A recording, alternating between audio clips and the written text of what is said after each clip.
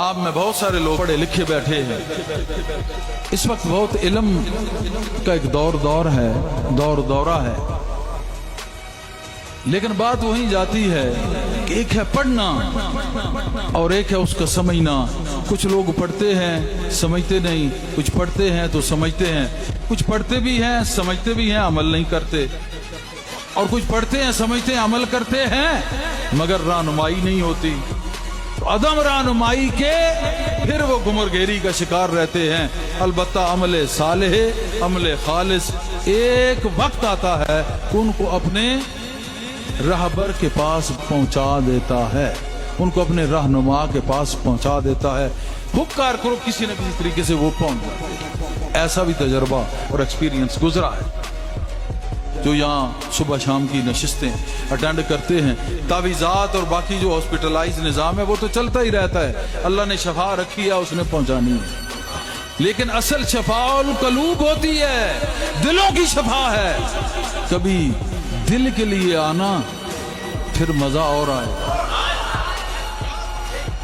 کبھی راز حقیقت کو پانے کے لیے آنا، پھر انشاءاللہ طیبہ کی فضائیں اور آئیں گی۔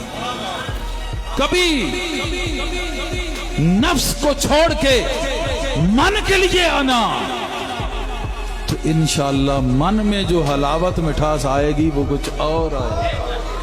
کبھی جنت کو چھوڑ کے اللہ کے لیے آنا، پھر اللہ کا نشہ کچھ اور آئے گا۔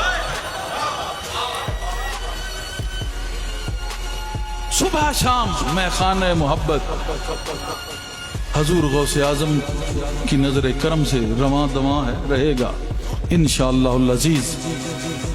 یہ اس کا وعدہ ہے کہ جس نے میرا ذکر لے لیا، میرا ذکر پکڑ لیا، میں اس کو پکڑ لیتا ہوں۔ کوئی ذرا سے میری طرف آئے میں لپک کے لے لیتا ہوں، کوئی آ کے دیکھے اور اس کی رضا کے لیے آ کے دیکھے۔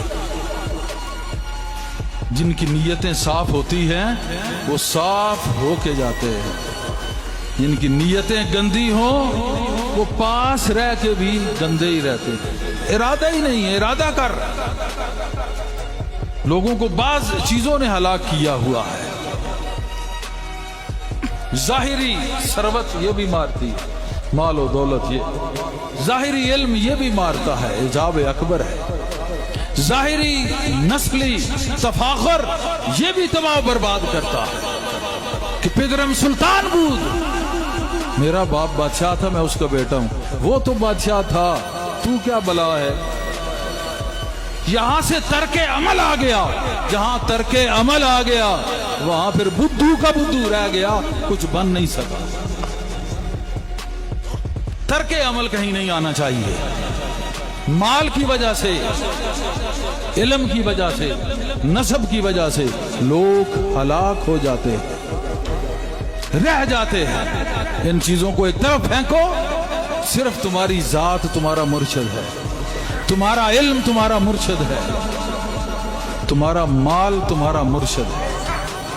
اگر اس نقطے پہ فٹ ہو جاؤ تو انشاءاللہ لعلکم تتقون، پھر تقوی کے تم قریب پہنچتے جاؤ گے۔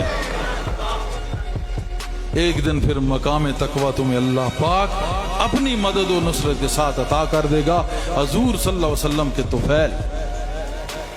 ہمیں جاگنا چاہیے، ہر بار تقریر کافی نہیں، خطاب کافی نہیں، عمل کی ضرورت ہے، سوچ کی ضرورت ہے۔ کسی کو پتا ہے کون پچھلے رمضان میں بہت سارے لوگ تھے مر گئے، کہاں گئے؟ تم نے چلے جانا ہے، کیا جواب دو گے؟ اگر جاگ کر جاؤ گے تو وہاں جاگتے چمکتے نظر آؤ گے، مردہ گئے تو وہاں قبروں میں بھی مردہ رہتے ہیں۔ جن کے مردہ ہیں ان کے مردہ ہیں، ہمارے زندہ ہیں، ہم زندہ ہیں۔